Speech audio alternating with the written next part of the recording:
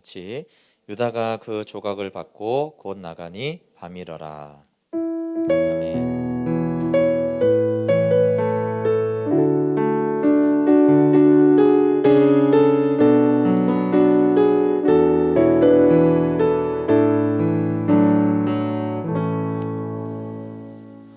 네, 오늘 말씀 제목은 영생의 말씀 때문에 주님과 함께 머물라입니다. 오늘은 좀 제자들에 대한 말씀을 드리려고 합니다. 예수님이 유대인들이나 바리새인들 또 나사로 가정 여러 병자들을 만났지만 생명 주시려고 다 예수님이 만난 것이죠.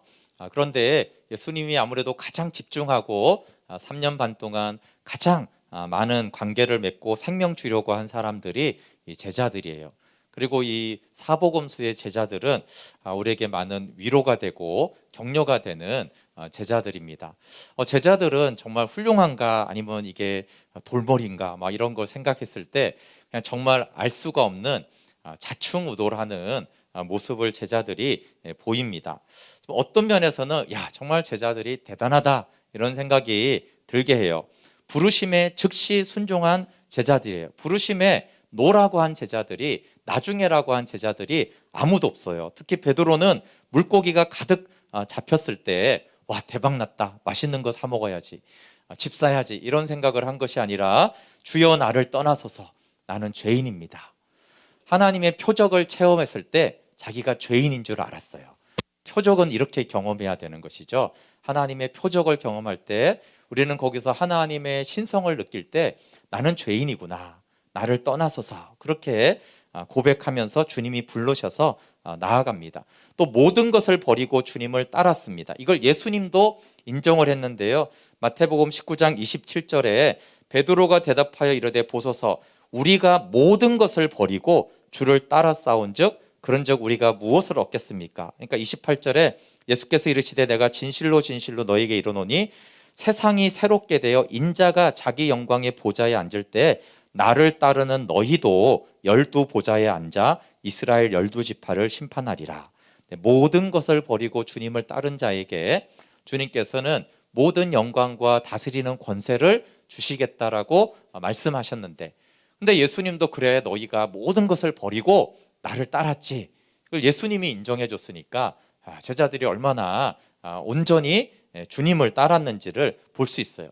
그리고 예수님을 따라다니면서 가르침과 그 많은 권능을 행하는 걸 봤을 뿐만 아니라 자기도 직접 권능을 행했어요. 병자를 고치고 귀신을 쫓아내고 하는 권능을 행했습니다. 또 변화산에서 예수님 변하는 거 보고 베드로는 막 무리도 걸어보고 이런 엄청난 정말 부러운 모습들, 하나님과 함께하는 제자들의 모습이 있어요.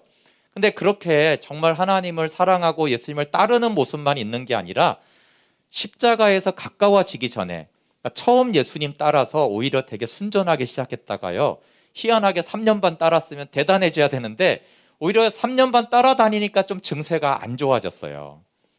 십자가 전에 특히 그래요. 근데 그 이전부터 십자가 전부터 제자들을 계속 괴롭히는 문제가 누가 크냐는 다툼이에요. 마가복음 9장 34절에 예수님이 질문하니까 잠잠한데 왜 그러냐 하면 길에서 서로 누가 크냐 하고 다투었어요. 제자들끼리 누가 서로 크냐, 누가 대장이냐, 누가 잘났냐, 이렇게 누가 여기서 우리가 제일 잘난 사람이고 예수님의 제자냐라고 따졌어요. 근데 누가복음 9장 46절에 제자 중에서 누가 크냐 하는 변론이 일어났어요. 근데 같은 누가복음인데 최후의 만찬 성만찬 할 때 22장 24절에 또 그들 사이에 그중 누가 크냐는 다툼이 일어났어요. 토론하는 게 아니고요, 다투는 거예요. 누가 크냐고 싸우는 거죠. 가끔 애들이 막 싸우잖아요. 누가 크냐, 누가 힘세냐 이렇게 막 싸우듯이 싸우는 건데, 누가 보면 같은 본문에만 9장과 22장에 나오는 걸 보면 이게 누가 크냐라는 이 다툼과 이 생각이 상당히 오랫동안 제자들 안에 있었음을 알 수 있어요. 여러분, 근데 왜 누가 크냐를 다투겠어요? 예수님의 권능과 내가 친히 권능을 행하는 것이 없으면 누가 크냐는 다툼도 별로 없어요. 이권이 별로 없으면 거기서 잘난 체 하고 싶지도 않아요. 근데 예수님 따라다녀 보니까 예수님 권능이 대단한 거예요. 그리고 자기네들이 친히 막 병자를 고치고 귀신들을 쫓고 권능을 행해 보니까 이게 보통 일이 아니거든요. 야, 이거 뭔가 대단한 게 있다. 그러니까 이제 정치가들이 권력이 막 대들잖아요. 네, 우리는 권력이 많지 않아서 심하게 싸우진 않잖아요. 그것처럼 야, 이게 대단한 뭔가가 있으니까 이제 뿌듯하잖아요. 뿌듯하면 이제 하나님 노릇이 발동이 되거든요. 여러분, 하나님을 많이 경험할수록 죄의 세력에 속으면 하나님 노릇을 더 많이 하고 싶어져요. 하나님의 권능을 많이 체험할수록 더 뿌듯하고 더 자랑하고 더 하나님 노릇하려는 교만이 커집니다. 이 증세가 제자들을 계속 따라다녔어요. 그것만 있었던 것이 아니라 제자들이 예수님을 따라다니면서 권능이 나타나니까 판단하고 분노가 있었는데, 누가복음 9장에 보면 승천할 기약이 차서 예루살렘으로 가고 있는데 사마리아 사람들이 예수님과 그 일행을 거절한 거예요. 들어오지 말라고. 그러니까 9장 54절에 제자 야고보와 요한이 이를 보고 이르되 주여, 우리가 불을 명하여 하늘로부터 내려 저들을 멸하라 하기를 원하시나이까. 예수님이 갔는데 예수님 거절하면 나쁜 거죠. 근데 예수님을 거절한 게 불에 타서 죽을 만큼 나쁜 짓인가요? 그렇진 않잖아요. 아니, 예수님 거절했다고 하늘에서 불이 와갖고 통째로 통구이 되면 어떡해요? 멸하면 어떡합니까? 그러니까 예수님이 돌아보시고 꾸짖으셨어요. 왜 그렇게 분노하느냐, 판단하느냐. 근데 여긴 두 가지가 있어요, 여러분. 근데 이 야고보와 요한이 하늘에서 불을 내릴 수 있다라고 생각한 거예요. 막 권능이 막 엄청 나타나니까 주여, 우리가 명하면 하늘에서 불이 내려올 건데 저까지 것들이 우리가 누군지를 알지 못하고 감히 우리를 거절합니다. 예수님이 누군지도 모르고 저것들이 감히, 그러니까 우리가 불을 내려가지고 저들을 다 태워 죽일까요? 그러니까 두 가지가 있죠. 막 너무 권능에 막 자신만만한 것과 막 이게 교만에 하늘을 찌르고 있는 거예요. 내가 누군 줄 알고 우리가 감히, 이런 것들이 있었어요. 그러니까 예수님 막 꾸짖는 거예요. 네가 권능을 가지고 그렇게 교만해지고 사람을 판단하고, 분명히 이제 연약하고 잘못된 부분이 있지만 그거에 대해서 분노하는 것에 대해서 주님이 책망하셨어요. 잘 아는 얘기죠. 베드로가 신앙 고백을 하고 예수님이 그래, 내가 그러니까 십자가로 가야겠다. 그러니까 예수님을 막 꾸짖었어요. 항변한다가 꾸짖다라는 뜻이에요. 예수님을 막 꾸짖었어요. 아니, 내가 지금 모든 것을 버리고 주님을 따랐는데 주님이 십자가에 죽으시면 본전 생각이 나는 거예요. 우리는 손익계산이 금방 돌아요. 예수님 죽으면 나 손해인데, 내가 투자한 게 얼만데, 내가 하나님께 헌신하고 드린 게 얼만데, 값줄로 내가 몇 배로 받아야 되는데 주님 죽으시면 그거 다 헛되잖아. 그래서 막 대항하고 예수님 꾸짖는 거예요. 그래서 예수님이 사탄아 물러가라라는 물러가라와 항변하는 같은 단어라고 그랬어요. 그것만 있었던 게 아니죠. 지난주에 말했는데 예수님이 왕이 되면 좌의정 우의정 자리를 청탁했어요. 마가복음에는 야고보와 요한이 주께 나와서 우리가 주께 구하는 것을 원합니다. 그러니까 뭘 원하느냐? 그러니까 주의 영광 중에서 우리를 하나는 주의 우편에 하나는 좌편에 앉게 하여 주십시오. 12제자 중에서 특별히 우리를 1, 2등 하게 해주십시오 라고 이제 청탁을 하는 거예요. 그리고 10제자가 이걸 듣고 다 화를 냈어요. 그렇죠? 왜 화를 냈겠어요? 그래, 거기 앉아라, 이런 게 아니라 내 자리인데 거기를 네가 왜 거기에 앉으려고 그래, 이렇게 막 화를 내고 분노를 했습니다. 그리고 뭐 향유옥합을 깨트린 마리아에게 이제 낭비한다고 분노, 가룟 유다가 대표지만 다 분노했고 십자가 앞에서 다 도망갔어요. 그렇죠? 근데 십자가 앞에서는 고난이고 어떤 협박이 있다라고 치더라도 다른 것을 보면 협박 상황이 아닌데도 이렇게 하나님 노릇과 교만과 내가 누군데라는 높아진 마음을 볼 수 있어요. 그러니까 3년 반 동안 예수님의 그 놀라운 권능을 볼수록 점점 높아진 거예요. 근데 이게 여러분, 은혜를 많이 받았다고, 체험을 많이 받았다고 하는 신앙인들이 그렇게 가요. 많이 체험하고 많이 경험하고 많이 알수록 제자들처럼 점점 누가 크냐라고 되어져 가고 있어요. 그러면 이 제자들에 대한 평가를 어떻게 해야 될까요? 모든 것을 버리고 주님을 따르는 헌신과 권능이 있어요. 그리고 하나님 노릇하는 교만이 병행합니다. 아니 어떻게 이렇게 양면성을 동시에 가질 수 있는가? 있습니다. 양면성을 가져요. 오히려 생명의 교제가 없으면 내가 죄인인 걸 깨닫고 하나님의 권능을 체험해도 이렇게 양면성을 가져요. 그래서 헌신한 대다수의 사람들은 이런 상태이거나 이런 경험을 해요. 나는 안 그러던데요. 그런 분들은 틀림없이 덜 헌신한 거예요. 덜 하나님의 권능을 체험해서 아직 이 제자들처럼 한쪽에서는 굉장한 헌신을 하고 한쪽에서는 굉장한 교만이 나타나는 이거를 모르는 거예요. 근데 제자들은 보통이 아니었잖아요. 모든 것을 버렸고 엄청난 권능을 경험했기 때문에 이게 이제 양쪽이 다 있는 거예요. 폴 틸리가 생명의 교제 없이 열심히 신앙생활을 하면 두 가지가 나타나는데, 하나는 영적인 메마름이 오고 두 번째는 인격이 붕괴된다고 그랬어요. 하나님과 생명의 교제, 만남이 없이 열심히 신앙생활을 하면은 성숙해지는 게 아니고요, 인격의 붕괴가 와요. 그리고 그 전에 영적인 메마름이 와요. 아니 이렇게 왜 열심히 하는데 왜 나는 메마르지? 라는 이 두 가지가 나타나요. 그러니까 이 제자들에게 이 두 가지 현상이 진행되고 있었던 거예요. 제자들이 오히려 점점 메마르고 인격이 점점 붕괴돼 가니까 자꾸 싸우고 청탁하고 분노를 하는 것이에요. 그러니까 신앙 고백 막 하고 칭찬받다가 갑자기 막 예수님을 꾸짖는 이상한 두 형태가 나옵니다. 그러면 여러분, 제자들은 이거 잘하고 있는 겁니까? 못하고 있는 겁니까? 그러니까 둘 다 있는데 딱 하나만 좀 골라보면, 장단점이 있는데 생명을 얻은 자들인가 아닌가라고 단적으로 물어보면요, 근데 제자들은 생명을 얻은 자들이에요.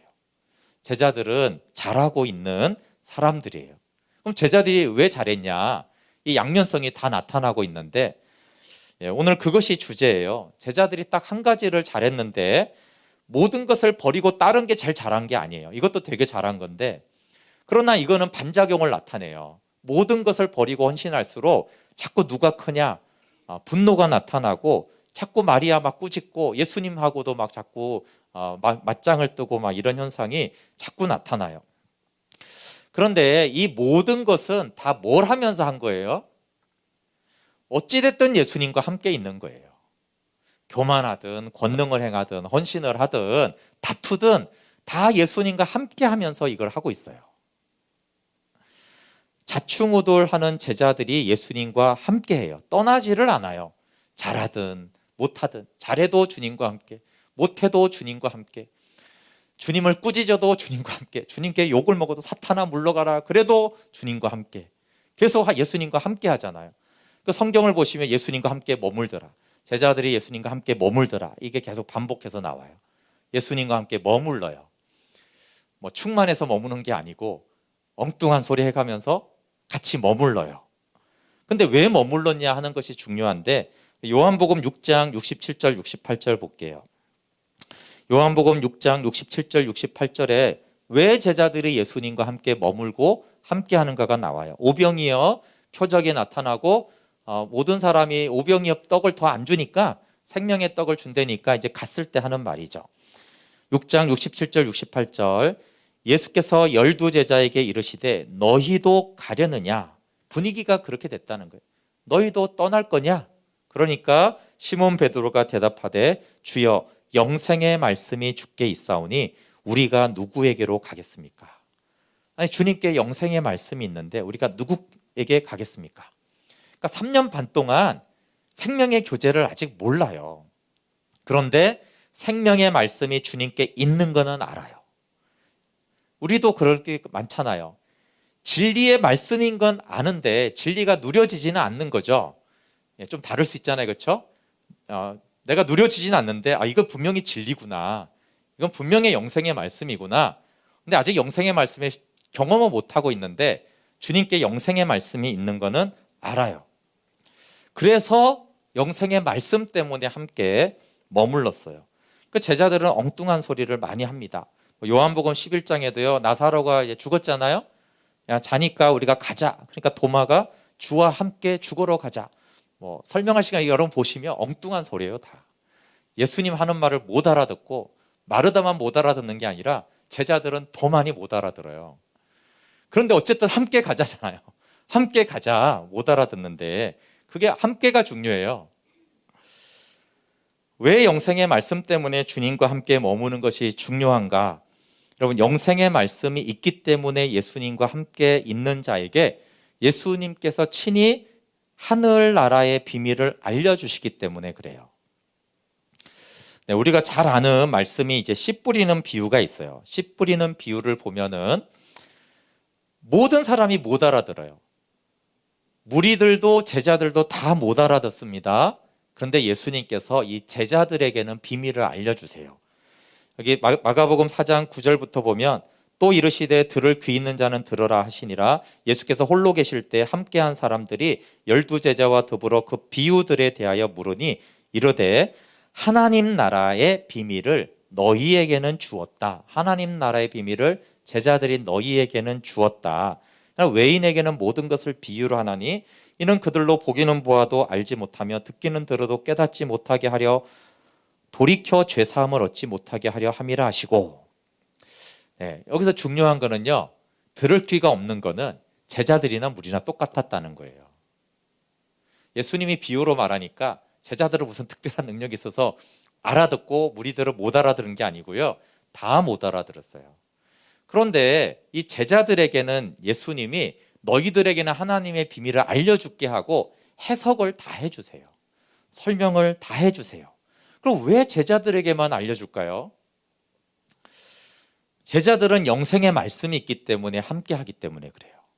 영생의 말씀이 주께 있는데 우리는 안 갑니다. 그런 자들에게는 하늘나라의 비밀을 알려주세요. 후에는 성령을 보내셔서 모든 걸 가르쳐 주시죠. 주님의 말씀이 영으로 깨달아지는 사람이 어떤 사람일까요? 많이 말할 수 있어요. 마음이 가난한 사람, 여러 가지로 어떤 사람이 정말 성령님이 알려주실까요? 근데 가장 중요한 한 가지를 말하려고 한다면 그것은 영생의 말씀이 있기 때문에 주님과 함께 머무는 사람에게 성령께서 비밀을 알려주세요. 그게 제자들이에요. 요한복음에서 제자들에게 못 알아들어도 주님이 알려주시고 성령님이 알려줄 거다라고 약속을 해주셨어요. 왜냐하면 주님과 함께 하기 때문에 그래요. 다른 이유가 아니라 영생의 말씀이 있어서 그래요. 그러니까 비록 점점 교만해지고 막 분노하고 변질해가고, 그런데 결국 하나님 나라의 비밀을 이들은 다 알게 돼요. 제자들이 그래서 가장 잘한 것이 뭐냐 하면 영생의 말씀 때문에 우리는 주님과 함께 있을 겁니다. 우리는 딴 데 가지 않을 것입니다. 그래서 모든 것을 버린 헌신이나 권능 행하고 변화산 체험보다 더 중요한 것이 영생의 말씀 때문에 머문 거예요. 아니, 변화산 체험하고 주님과 멀어지면 무슨 상관이에요? 그건 아무것도 아니에요. 모든 것을 버리고 주를 따르는데 바울이 회개하기 전에 그렇게 하나님 따르면 무슨 소용이에요? 그런데 영생의 말씀을 따라다니는 것이 제자들이 제일 잘한 거예요. 여러분, 그래서 말씀 묵상을 잘 못하는 거, 못 깨닫는 거, 그리고 막 삶에서 자꾸 싸우고 이런 거 괜찮아요. 제자들도 그랬어요. 제자들도 못 알아듣고 막 다투고 그랬어요, 서로. 그래도 영생의 말씀에 주께 있으니 우리는 같이 갈 겁니다. 혼나고 엉뚱한 소리하고 막 그래도 주님과 우리는 함께 할 겁니다. 계속 이렇게 한 거예요. 그러니까 주님을 알고 싶어서 하나님 앞에 머물면 그것으로 충분한 것입니다. 여러분, 묵상이 어려우시면 시작기도 하시고 제가 올린 주예를 그냥 읽으세요. 그러니까 주님, 나는 주님 알고 싶어요. 내가 있는 이유는 주님 알고 싶어서예요. 그게 중요합니다. 목적이 영생의 말씀이면 주님은 너무나 기뻐하세요. 그런데 오늘 본문이 이제 제가 요한복음 13장으로 잡은 것은 단 한 가지 예외가 있어요. 영생의 말씀이 아니라 나의 야망을 위해서 끝까지 따라다니는 것은 예외예요. 이미 요한복음 6장 70절에 영생의 말씀이 있으니 어디 가겠습니까? 라고 하니까 주님 너무 기뻐하셨는데 이미 이때 딱 한 명은 아니다라고 그랬어요. 예수께서 대답하시되 내가 너희 12를 택하지 않았느냐? 그러나 너희 중에 한 사람은 마귀니라. 그리고 그 한 사람은 가룟 유다를 가리키는 거라고 했어요. 그러니까 영생의 말씀이 있음에라고 고백했을 때 예수님이 그런데 한 명은 아니야 그랬다는 거예요. 12명 중에 한 명은 영생의 말씀 때문에 나를 따르고 있지 않지, 그는 마귀야, 이렇게 경고를 한 거예요. 그러니까 가룟 유다는 돈을 사랑하잖아요. 또 이제 예수님을 통해서 로마에서 이제 독립하려는 그런 열심당원이었는데 자기 목적을 가지고 예수님을 이용하고 싶어서 예수님을 따라다녔어요. 그리고 이 유다에 대한 내용이 요한복음에는 많은데 오늘 특별히 이제 13절에 많아요. 자기 야망으로 따르는 가룟 유다에게 한 사람은 마귀다. 사실 이게 경고죠. 돌이키라는 거예요. 근데 사단이 예수님을 팔 생각을 돌이키지 않으니까 유다에게 집어넣어요. 오늘 13장 2절 한번 볼게요. 13장 2절에 보면 마귀가 벌써 시몬의 아들 가룟 유다의 마음에 예수를 팔려는 생각을 넣었더라. 예. 사단이 생각을 넣었는데 이것도 조심해야 돼. 이걸 모르는 사람도 많으니까. 그런데 어쨌든 그 생각을 내가 붙잡고 있었어요. 그런데 이거 모든 것을 다 아시는 예수님께서 13장에 예수를 팔려는 생각을 넣었더라. 그 다음에 나오는 것이 세족식이에요. 왜 이렇게 순서가 되죠? 예수를 팔려는 가룟 유다, 예수님이 이걸 아는데도 제자들의 발을 다 씻겼으니까 가룟 유다의 발도 씻겨주셨잖아요. 주인과 선생 되어 종이 되어 가룟 유다의 발을 씻겼어요. 유다는 팔려고 하는데 예수님은 그 발을 종되어 씻겨주셨어요. 예수님이 기회를 주는 거예요. 마음이 찔리라는 거죠. 와, 나는 예수님 팔아서 돈 좀 벌까 하는데, 내 목적을 이루려고 하는데 주님은 나를 종이 되어 섬겨주는구나. 그게 찔려서 돌이켜 그 생각을 버려라고 하는 것인데 가룟 유다가 그걸 버리지 않아요. 그러니까 세족식 후에 18절에 두 번째 경고를 합니다. 18절, 내가 너희 모두를 가르쳐 말하는 것이 아니니라. 나는 내가 택한 자들이 누구인지 알미라. 그러나 내 떡을 먹는 자가 내게 팔꿈치를 들리라 들었다 한 성경을 응하게 하려는 것이다. 네. 그러면서 21절에 보면 예수님은 가룟 유다가 나귀를 팔 걸 알았다, 하나님의 뜻이다, 전혀 그러지 않아요. 21절에 보면 가룟 유다가 자기 야망 때문에 어둠에 가는 걸 매우 괴로워했어요. 21절을 한번 볼게요. 예수께서 이 말을 하시고 심령이 괴로워 증언하여 이르시되 내가 진실로 진실로 너희에게 이르노니 너희 중 하나가 나를 팔리라. 예수님 심령의 영에, 예수님이 영이 괴로웠다고 그래요. 왜 그러냐면 유다가 나를 팔 거기 때문에 그래요. 그리고 예수님이 괴로워했다라는 말이 아무 때나 나오지 않아요. 제 기억에는 한 3번 정도 그 마리아와 마르다의 불신앙, 나사로 부활 전에 괴로워하셨고요. 겟세마네 기도에서 굉장히 괴로워하셨죠. 그리고 여기서 괴롭다는 거예요. 여기서. 그러니까 예수님이 성경에 괴롭다라는 표현을 안 하잖아요. 아니 십자가에 채찍 맞으면서도 괴롭다고 안 하셨어요. 십자가에 못이 박혀도 그것 때문에 괴롭다고 하지 않았어요. 그런데 가룟 유다가 나를 파는 것에 대해서 내 영이 너무 괴롭다.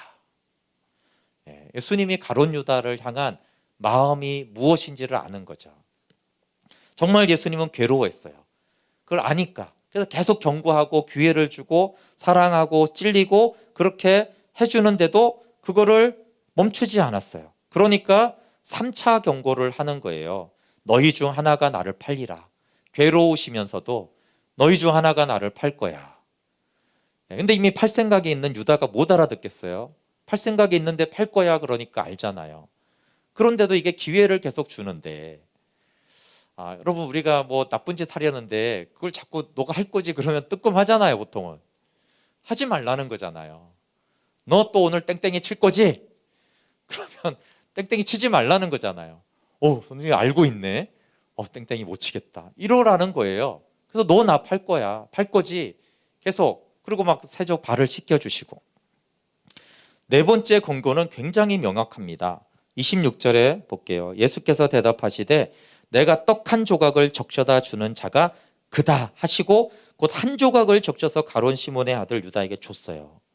이거보다 더 명확한 거, 이거 주는 자가 그야. 딱 줬어요. 너지 이 말이에요. 너지. 하나가 있을 거야 라고 하다가 이제 너지, 네가 팔 거지 라고 했잖아요. 그러면 얼큰 발칵 덜켰구나. 그리고 돌이키라고 하는 것이죠. 그런데 돌이키지 않으니까 27절에 조각을 받은 후 그 사탄이 그 속에 들어갔어요. 처음에 생각만 주다가 그 생각을 하나님의 계속되는 경고에도 계속 돌이키지 않으니까 이제 생각만 주던 사단이 아예 유다에게 들어와서 지배를 해버립니다. 사실 이 마지막 내가 하는 일을 속히 하라도 경고죠. 너 경고하는데 그럴 거면 집 나가. 그럼 나가라는 소리예요? 하지 말라는 거잖아요. 너 팔아 이 소리가 아니죠. 예수님의 영이 굉장히 괴로워하시면서 유다가 나가요. 팔려고. 밤이다 이렇게 끝나죠. 그러면 함께하는 제자들은 어떻게 되겠습니까?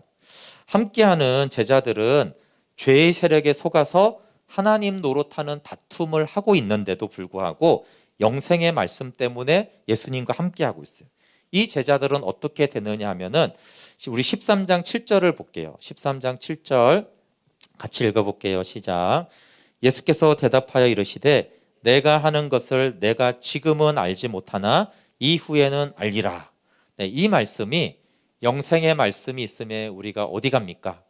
영생의 말씀 때문에 주님과 함께하는 자들에게 주님이 주시는 말이에요.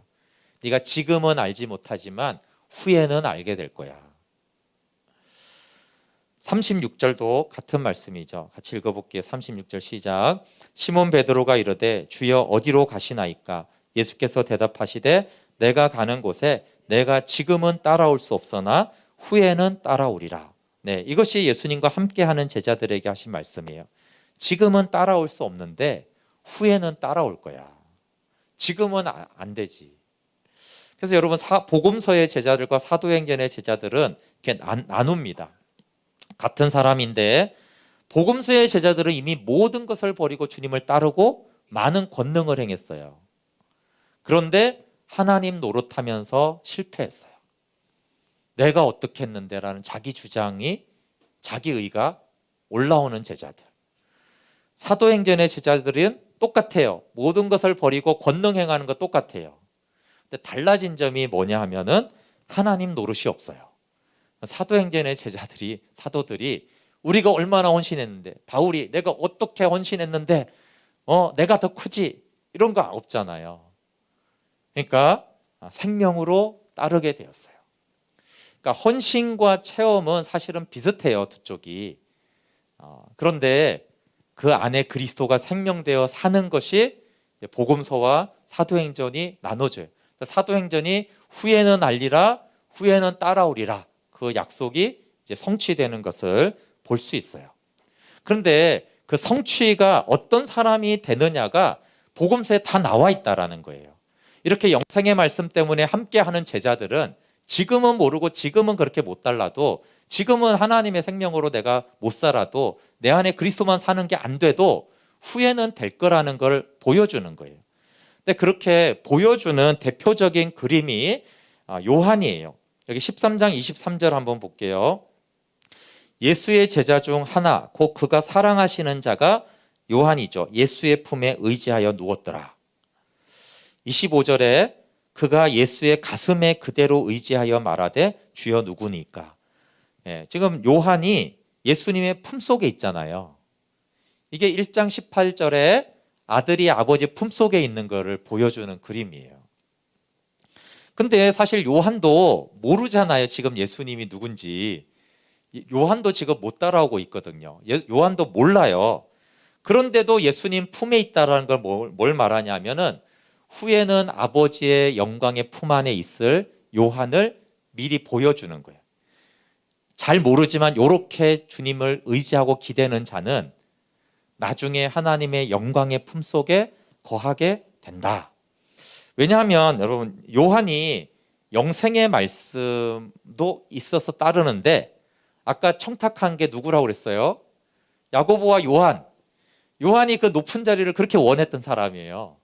주님 한 자리 하시면 그 다음 자리 하나 주세요. 이게 사도 요한이 그랬어요. 근데 한편으로는 막 높은 자리 요구하면서 한편으로는 주님 품속에 이렇게 막 기대고 있는 거예요.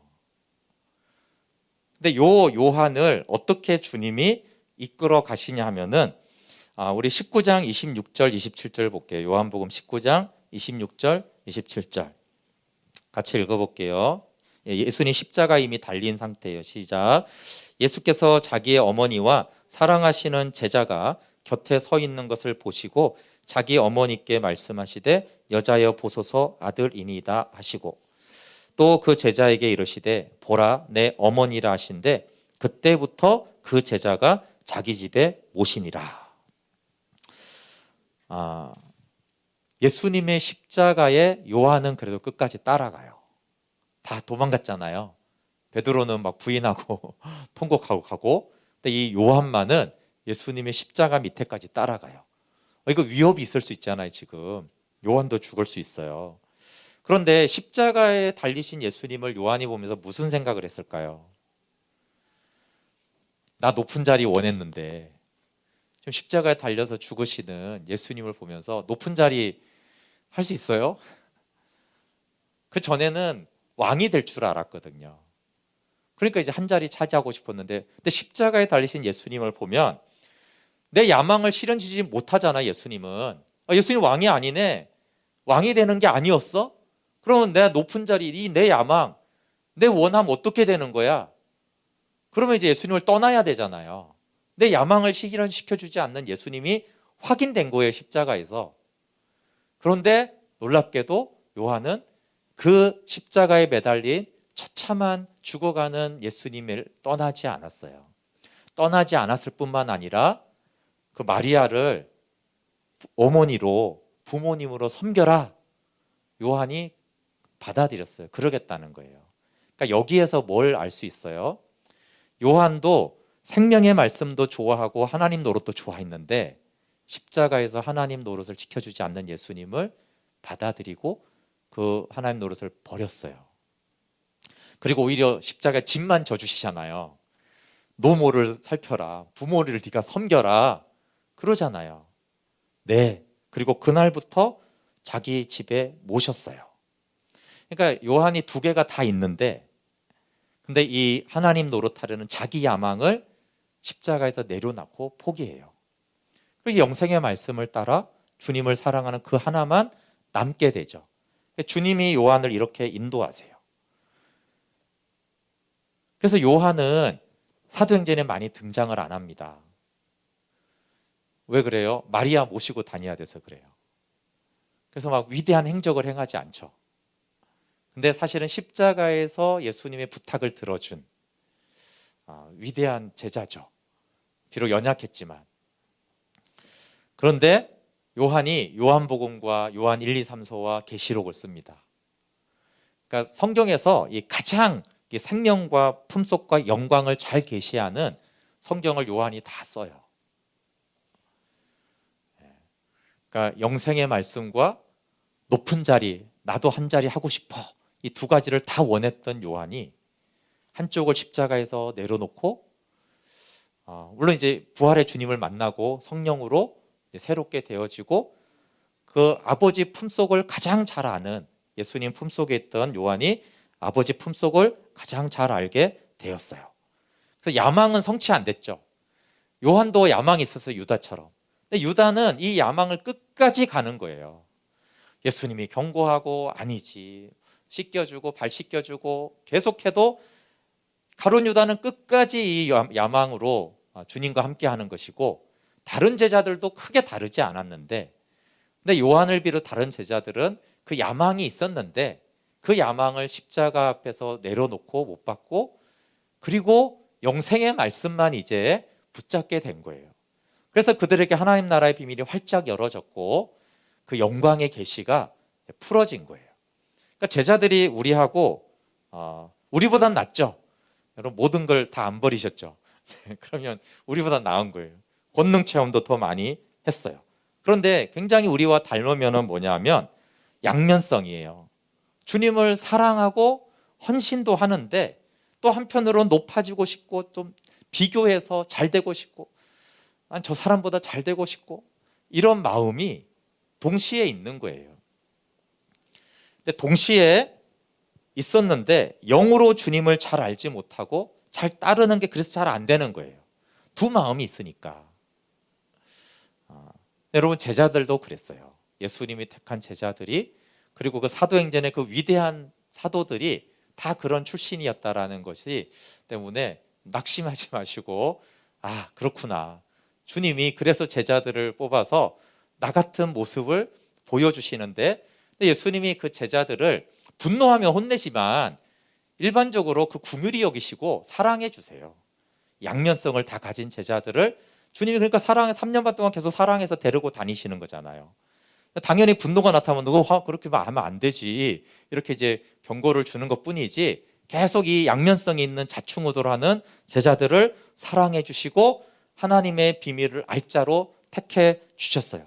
그래서 여러분, 우리가 점검할 거는 내가 얼마나 잘하느냐 그런 게 아니에요. 제자들처럼 영생의 말씀이 있기 때문에 주님과 함께 머무는가. 근데 내가 주님을 따르고 주님을 사랑하고 주님과 함께 머무는 이유가 영생의 말씀 때문인가. 연약한 거는 괜찮다는 거예요. 그런데도 이상하게 또 직장 가고 학교 가면 이게 잘난 체 하고 싶고, 누구 또 돈 벌었다 그러면 괜히 배가 아프고, 너보다 내가 크고 싶고, 애들은 싸움 잘하고 싶고 공부 잘하고 싶고, 그런 마음이 제자들도 다 있었다라는 거예요. 근데 주님이 그런 것들을 뭐라고 막 하는 게 아니라, 영생의 말씀 때문에 근데 너는 나를 따르느냐, 영생의 말씀 때문에 나와 함께 있느냐, 너의 연약함은 괜찮다, 다만 가룟 유다처럼 너의 야망을 끝까지 나를 통해서 실현시키려고 그렇게 나와 함께 한다면 그것은 문제다. 연약한 건 괜찮다. 영생의 말씀이 있기 때문에 나를 따른다면 지금은 알지 못하지만 후에는 알게 될 것이고, 지금은 따라오지 못해도 나중에는 내가 가는 그 길을 너를 다 따라오게 할 것은 성령님이 하시는 것이기 때문에 지금은 괜찮다, 이렇게 하나님이 말씀하고 계세요.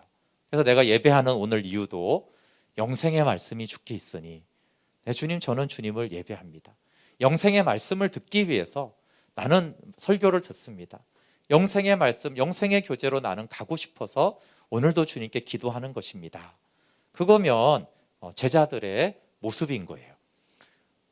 후에는 알게 될 거다, 후에는 따라오게 될 것이다. 네, 우리 함께 같이 찬양하고 기도하겠습니다. 우리의 연약함을 사단은 자꾸 공격하지만 우리의 연약함은 큰 문제가 아니에요. 다만 주님과 함께 머물고 교제하는, 예배하는, 묵상하는 그 동기가 무엇인가.